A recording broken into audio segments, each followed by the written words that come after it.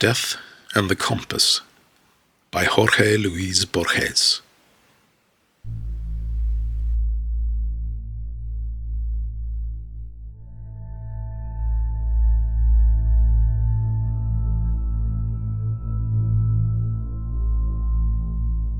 Of the many problems in which Lönnrot's reckless perspicacity was exercised, none was so strange, so rigorously strange, one might say, as the periodic series of bloody deeds that culminated at the Via Triste-le-Roi, amid the perpetual fragrance of the eucalyptus. It is true that Eric Lönnrot did not succeed in preventing the last crime, but he did, indisputably, foresee it.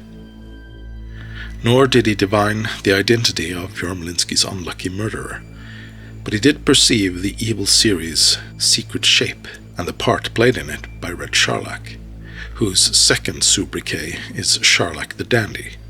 That criminal, like so many others, had sworn upon his honor to kill Lönnrot, but Lönnrot never allowed himself to be intimidated.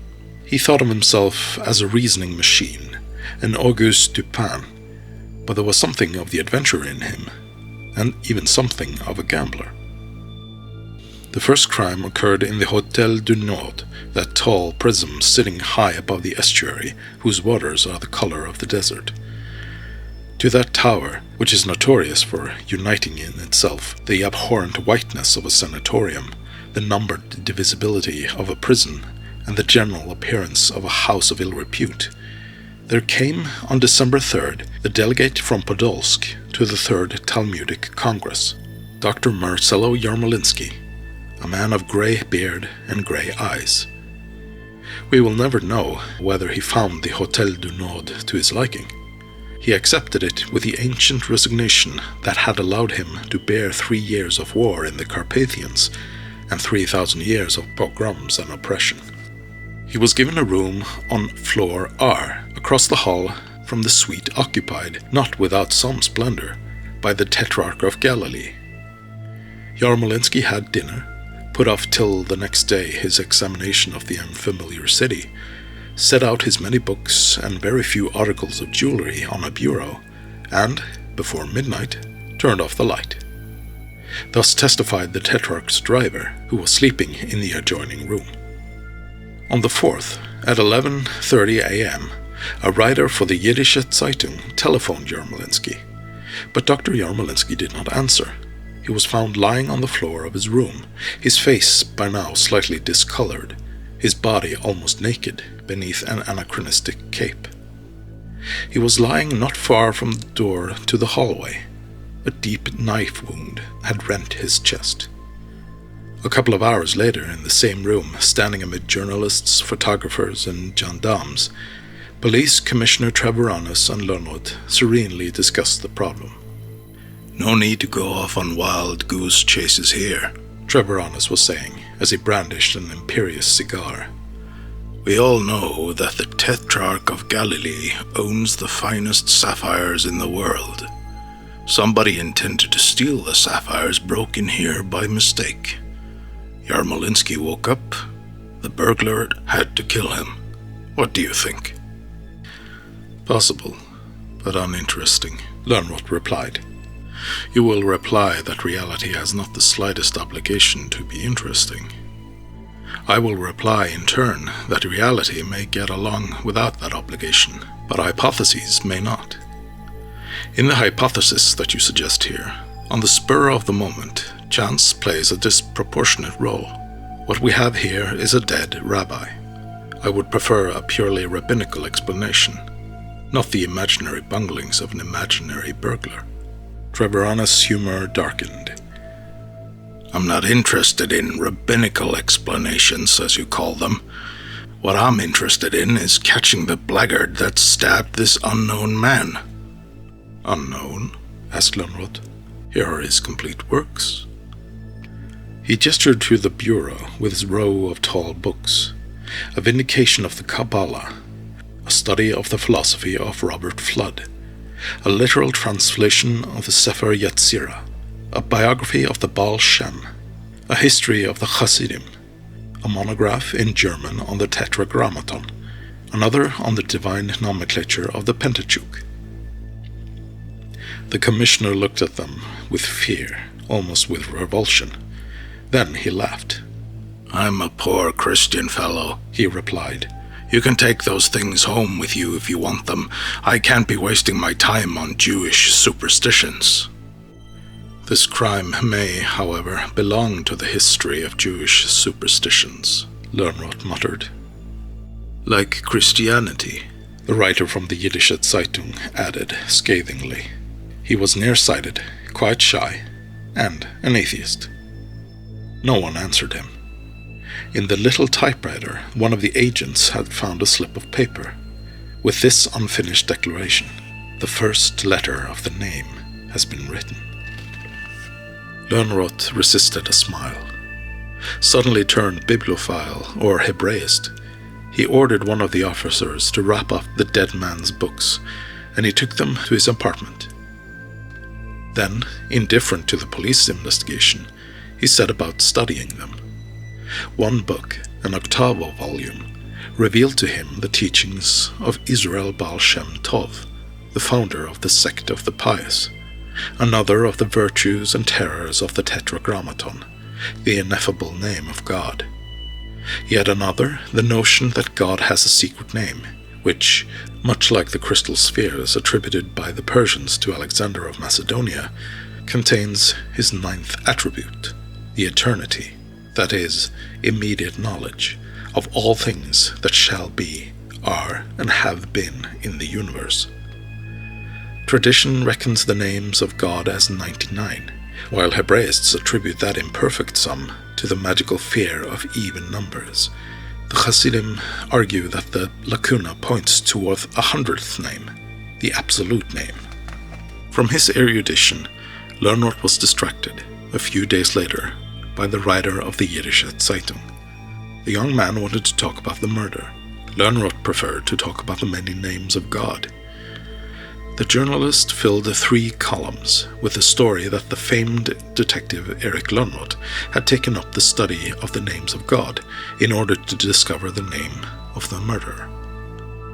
Lönnrot, accustomed to journalists' simplifications, did not take offense.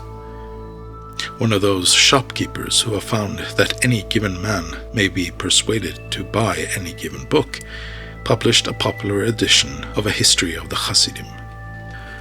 The second crime took place on the night of January 3rd, in the emptiest and most god-forsaken of the echoing suburbs on the western outskirts of the capital. Sometime around dawn, one of the mounted gendarmes that patrolled the solitudes of those blocks saw a man wrapped in a poncho lying in the doorway of an old paint factory. His hard face looked as though it were wearing a mask of blood. A deep knife wound split his chest. Across the red and yellow rhombuses, someone had chalked some words, which the gendarme spelled out to himself. That afternoon, Treviranus and Lönnrot made their way to the distant scene of the crime.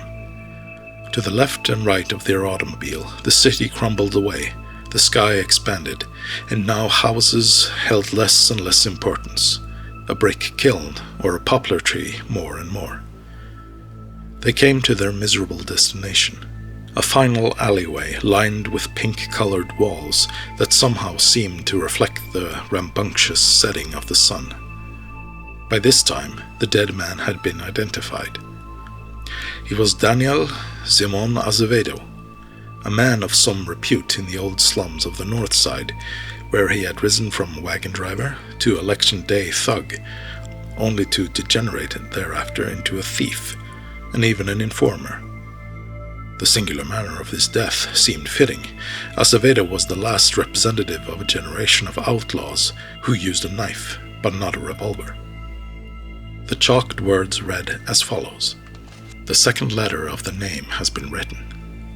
The third crime took place on the night of February 3rd. A few minutes before 1, the telephone rang in Commissioner Treviranus' office. Keenly secretive, the guttural voice of a man came on the line. He told the commissioner his name was Ginsberg, or Ginsberg, and said that for a reasonable fee he was willing to reveal certain details of the two sacrifices, Azevedo's and Yarmolinsky's. A cacophony of whistles and party horns drowned out the informer's voice. Then the line went dead. Without discarding the possibility of a prank, it was carnival time after all.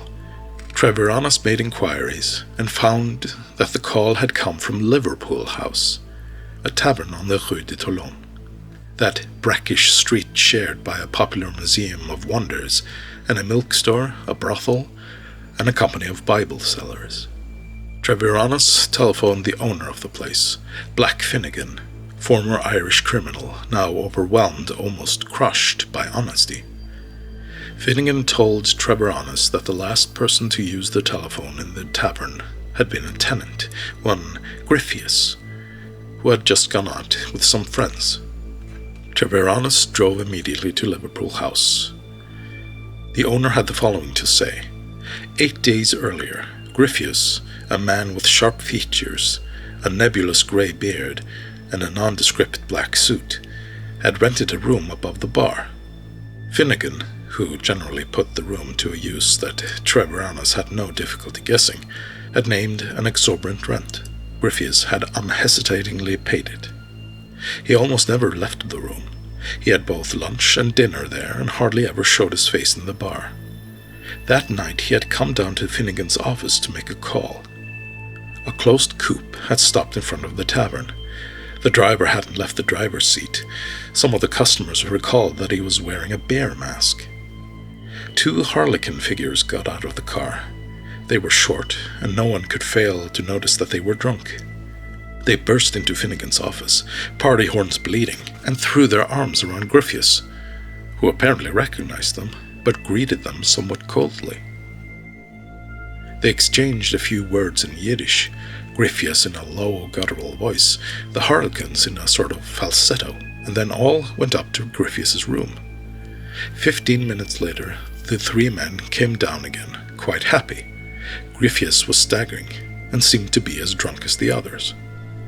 Tall and unsteady, his head apparently spinning, he was in the middle, between the masked harlequins. One of the women in the bar recalled the yellow, red, and green lozenges. Twice he stumbled, twice the harlequins steadied him. The 3 men got into the coupe and disappeared in the direction of the nearby pier, with its rectangular water.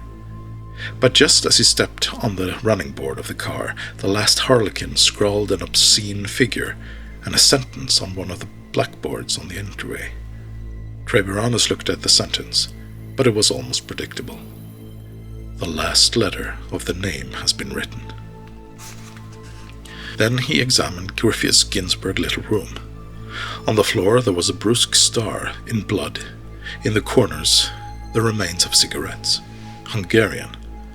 On a bureau, a book in Latin, Leusden's Philologus Hebra-Grecus, 1739, with several handwritten notes.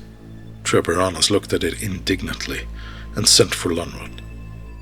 Lönnrot did not take his hat off before plunging into the book, while the commissioner interrogated the contradictory witnesses to the possible kidnapping. At 4, they left. Out in the twisting Rue de Toulon, as they walked through the dawn's dead streamers and confettis, Treviranus said, "What if tonight's story were a sham, a simulacrum?" Eric Lönnrot smiled, and in a grave voice read the commissioner a passage which had been underlined from the Philologus' 33rd dissertation. Dies Iudorum incipit a solis occasu usque ad solis occasum die sequentis. Which means, he added, the Jewish day begins at sundown and lasts until sundown of the following day. The other man made an attempt at irony. "And is that the most valuable piece of information you've picked up tonight, then?" "No. The most valuable piece of information is the word Ginsberg used." The afternoon papers had not overlooked these periodic deaths and disappearances. The cross and sword contrasted them with the admirable discipline and order of the last Hermetic Congress. Ernst Palast of the Martyr denounced the intolerable delays of a clandestine and niggardly pogrom which had taken 3 months to wipe out 3 Jews. The Jiddische Zeitung rejected the horrifying theory of an anti-Semitic conspiracy, though many insightful spirits will hear of no other solution for the triple mystery. The most famous gunman on the south side, Dandy Red Charlac, swore that in his territory no crime such as that had ever taken place, and he accused Police Commissioner Franz Treviranus of criminal negligence. On March the 1st, this same Treviranus received an impressive-looking sealed envelope. He opened it. It contained a letter signed Baruch Spinoza and a detailed map of the city, clearly torn out of a Baedeker. The letter predicted that on the 3rd of March there would not be a 4th crime because the paint factory in the west, the tavern on the Rue de Toulon, and the Hôtel du Nord were the perfect points of a mystical equilateral triangle. Red ink on the map demonstrated its regularity. Treviranus read over that argument by geometry resignedly, and then sent both letter and map to Lönnrot's house. Lönnrot, indisputably being a man who deserved this sort of claptrap. Erik Lönnrot studied the map and letter. The 3 locations were indeed equidistant. Symmetry in time, December 3rd, January 3rd, February 3rd. Symmetry in space as well.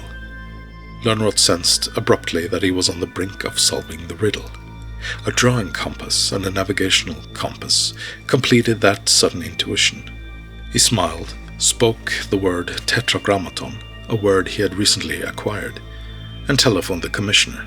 "Thanks for that equilateral triangle you sent me last night. It was what I needed to solve the puzzle. Tomorrow, Friday, the perpetrators will be in prison. We can relax." "Then they're not planning a 4th crime?" "It is precisely because they are planning a 4th crime that we can relax," Lönnrot said as he hung up. An hour later, he was riding on a southern railway train towards the abandoned Via Triste-Leroy. South of the city of my story flows a sluggish stream of muddy water, choked with refuse and thick with the runoff of tanneries. On the other side is a suburb filled with factories, where, under the protection of a Barcelona gangster, gunmen prosper. Lönnrot smiled to think that the most famous of these criminals, Red Charlac, would have given anything to know about his clandestine visit. Azevedo had been one of Charlac's gang. Lönnrot considered the remote possibility that Charlac was to be the 4th victim, but then rejected it. He had virtually solved the problem. The mere circumstances, the reality, names, arrests, faces, the paperwork of trial and imprisonment, held very little interest for him now. He wanted to go for a walk.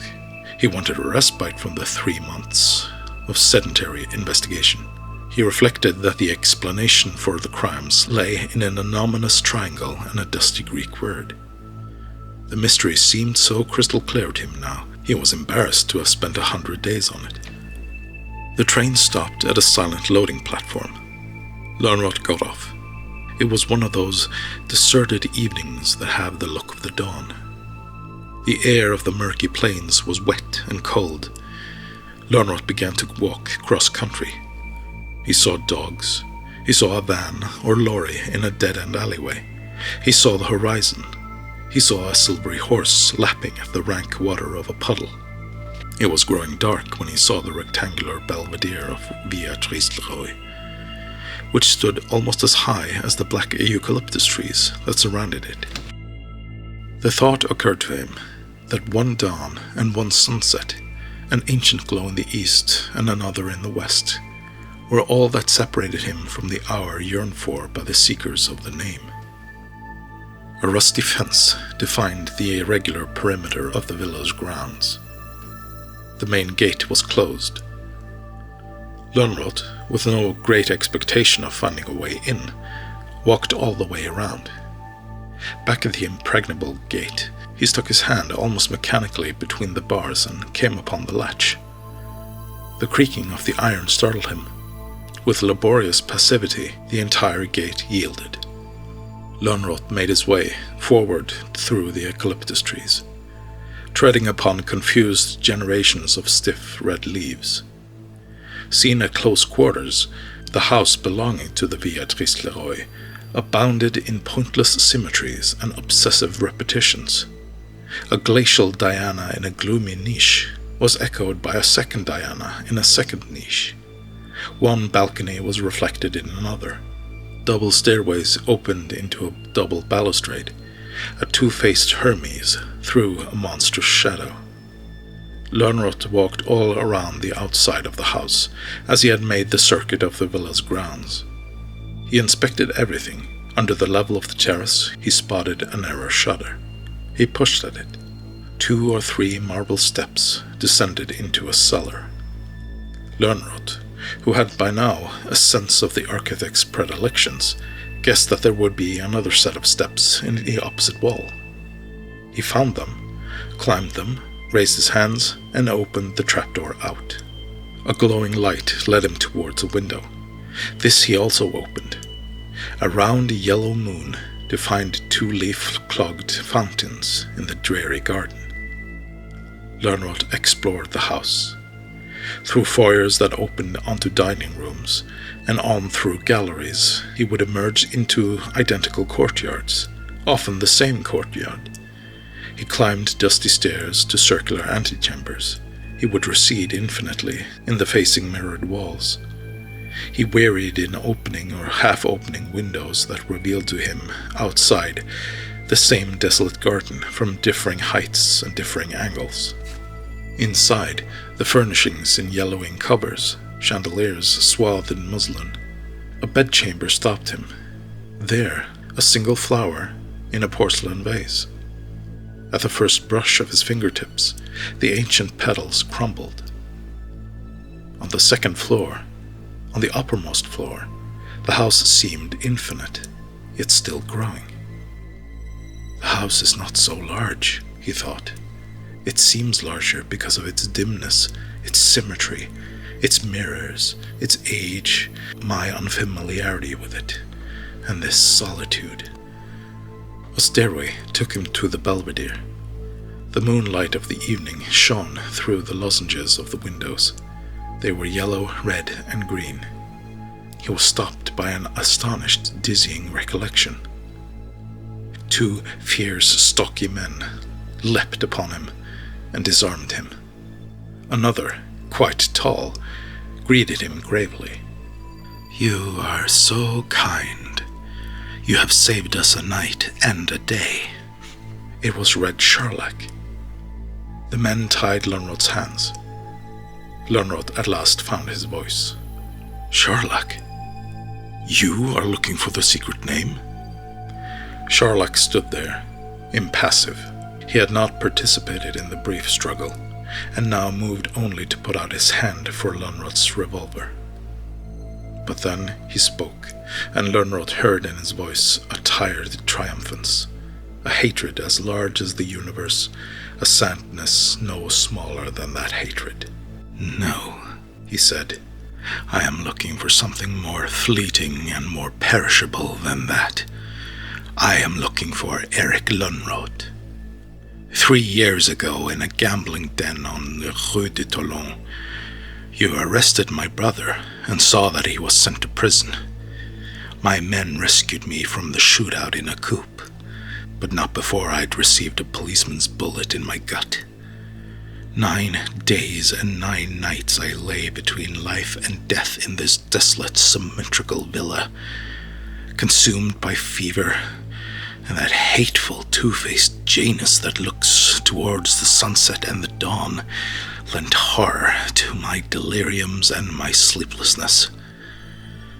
I came to abominate my own body. I came to feel that 2 eyes, 2 hands, 2 lungs are as monstrous as 2 faces. An Irishman tried to convert me to belief in Christ. He would repeat over and over the Goyim's saying, 'All roads lead to Rome.' At night, my delirium would grow fat upon that metaphor. I sensed that the world was a labyrinth, impossible to escape, for all roads, even if they pretended to lead north or south, returned finally to Rome, which was also the rectangular prison where my brother lay dying, and which was also the Via Tristleroi. During those nights, I swore by the gods that sees with two faces, and by all the gods of fever and of mirrors, to weave a labyrinth around the man who had imprisoned my brother.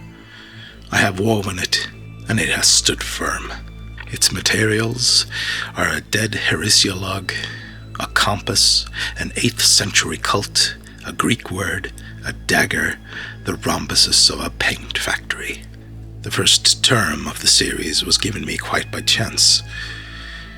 With some friends of mine, among them Daniel Azevedo, I had figured out a way to steal the Tetrarch's sapphires. Azevedo, however, double-crossed us. He got drunk on the money we had advanced him and pulled the job a day early. But then he got lost in that huge hotel, and sometime around 2 o'clock in the morning he burst into Yarmolinsky's room. Yarmolinsky, who suffered from insomnia, was sitting at his typewriter, typing. As coincidence would have it, he was making some notes, or writing an article perhaps, on the name of God. He had just typed the words, "The first letter of the name has been written." Azevedo told him to keep quiet. Yarmolinsky put out his hand towards the bell that would wake everyone in the hotel. Azevedo stabbed him once in the chest. The movement was almost reflexive. A half-century of violence had taught him that the safest and easiest way is simply to kill. 10 days later, I learned from the Yiddish Zeitung that you were trying to find the key to Yarmolinsky's death among Yarmolinsky's writings. I read a history of the Hasidim. I learned that the reverent fear of speaking the name of God had been the origin of the doctrine that that name is omnipotent and occult. I learned that some of the Hasidim, in the quest for that secret name, had gone so far as to commit human sacrifice. I realized that you would conjecture that the Hasidim had sacrificed the rabbi. I set about justifying that conjecture. Marcello Yarmolinsky died on the night of December 3rd. I chose the 3rd of January for my second sacrifice. Yarmolinsky died in the north. For the second sacrifice, the death should take place in the west. Daniel Azevedo was the necessary victim. He deserved to die. He was a man that acted on impulse, and he was a traitor. If he were captured, he could destroy my plan. One of my men stabbed him. In order to link his body to the first one, I wrote, "The second letter of the name has been written," across the rhombuses of the paint factory. The third crime was committed on the 3rd of February. It was, as Treviranus guessed, a mere sham, a simulacrum. I am Griffius Ginsberg. I spent one interminable week, supplemented by a tissue-thin false beard, in that perverse cubicle on the Rue de Toulon, until my friends kidnapped me. Standing on the running board of the coupe, one of them scrawled on a pillar the words that you recall, "The last letter of the name has been written." That sentence revealed that this was a series of 3 crimes. At least that was how the man in the street interpreted it. But I had repeatedly dropped clues that you, the reasoning Eric Lönnroth, would realize that there were actually 4. 1 sign in the north, 2 more in the east and west, demand a 4th sign in the south.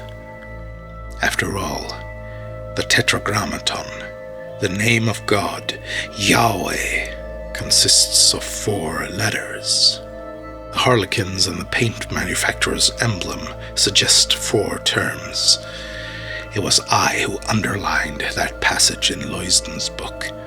The passage says that Jews compute the day from sunset to sunset, The passage therefore gives one to understand that the deaths occurred on the 4th of each month. It was I who sent the equilateral triangle to Treviranus. I knew you would add the missing point, the point that makes a perfect rhombus, the point that fixes the place where a precise death awaits you. I have done all this, Erik Lönnrot, planned all this in order to draw you to the solitudes of Trist-Leroy.